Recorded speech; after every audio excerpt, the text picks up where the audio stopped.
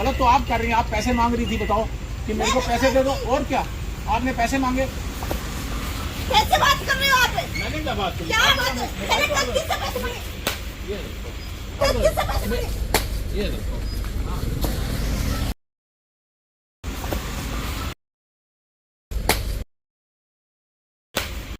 आप धमका रहे हो, मेरे को धमकाओगे आप? हाँ धमकाऊंगी। मैं बहुत बदमाश हूँ भाई, गलती से परमिट नहीं है। किस चीज का परमिट तो कटा हुआ है 5,000 रुपए का।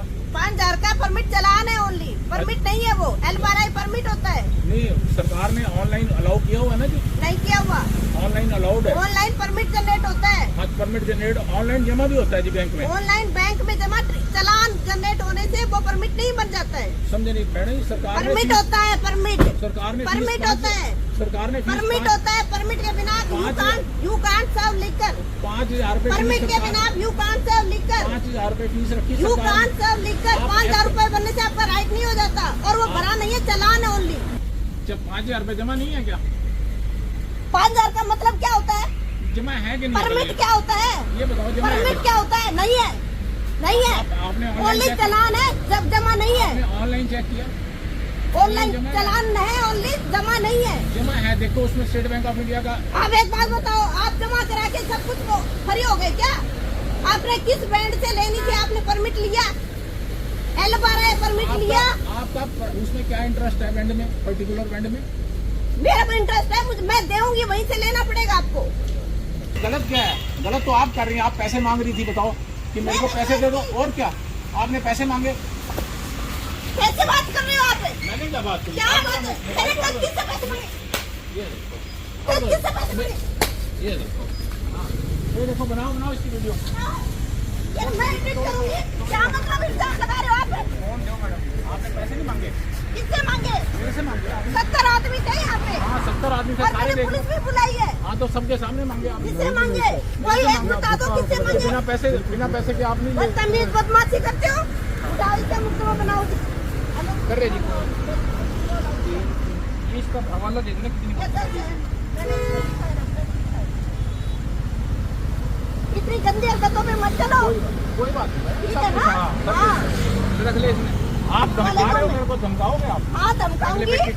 आप गलत काम करोगे तो आप मेरे पे धमकाऊंगी। आप मेरी जान को मारने की कोशिश कर रहे हो आप। अच्छा, हाँ, आपने मेरा गला पकड़ने की कोशिश की। ओह। आप तो अच्छी बदमाशी के ऊपर आए। मैं बहुत बदमाश हूँ भाई।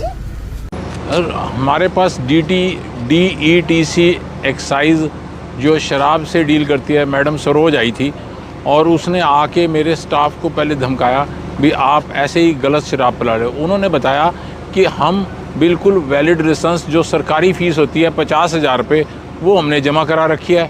आज की शादी के 5,000 रुपये की फ़ीस भी हमने जमा करा रखी है। उनको दोनों तरह के चालान दिखा दिए। वो हमारी फ़ाइल लेके जो है इनसे, जो स्टाफ वाले थे हमारे, इनसे छीन के लेगी अपने साथ। तो इतनी देर में मैं भी मौके पे पहुंच गया।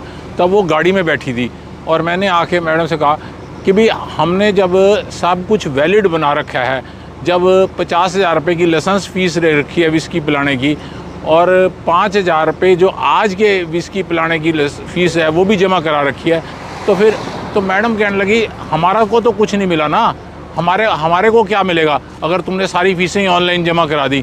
तो मैंने कहा मैडम जी वो तो मेरे लिए पॉसिबल नहीं है, वो काम तो मैं नहीं कर सकता। जब हमने जो सरकारी फ़ीस है वो जमा करा दी है, तो कह रही मैंने पुलिस बुला लिया और तुम्हें जो है अंदर कराऊंगी। मैं कहा ऐसा तो कोई गुनाह ही नहीं है। मान लो अगर कुछ भी इसमें गलत है तो उसकी पेनल्टी है, और पेनल्टी हम अगर कोई हमारे अंदर कमी है तो हम तभी तो पेनल्टी देंगे। हम तो पेनल्टी देंगे नहीं इस बारे में कुछ भी, क्योंकि हमारा सब कुछ लीगल है।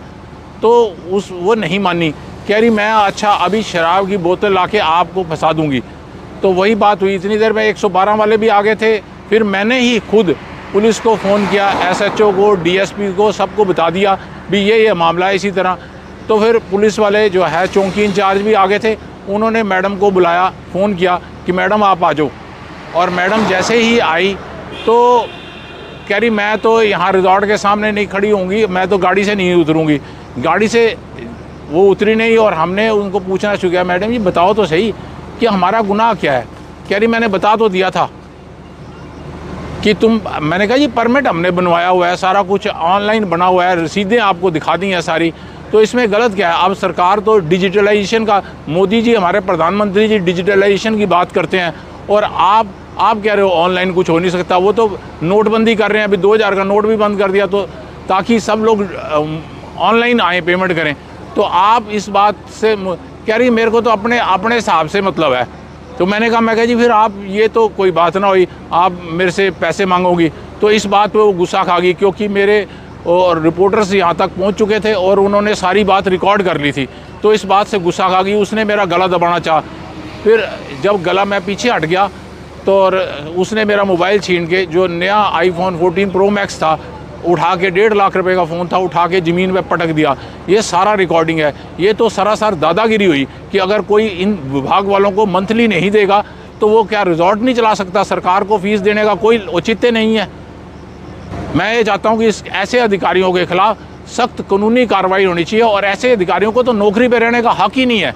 कोई ऐसे जो इतनी गुंडागर्दी करेंगे, अब ये तो चलो मैंने इतना स्टैंड ले लिया, वरना आम आदमी तो बेचारा स्टैंड ही नहीं ले पाता, वो तो पैसे दे देगा और उनको, और इसी तरह करप्शन बढ़ती चली जाएगी। जो हमारी सरकार दावे करती है कि करप्शन फ्री करनी है हमने स्टेट, ऐसे अधिकारियों को रहते हुए तो करप्शन फ्री तो नहीं हो सकती।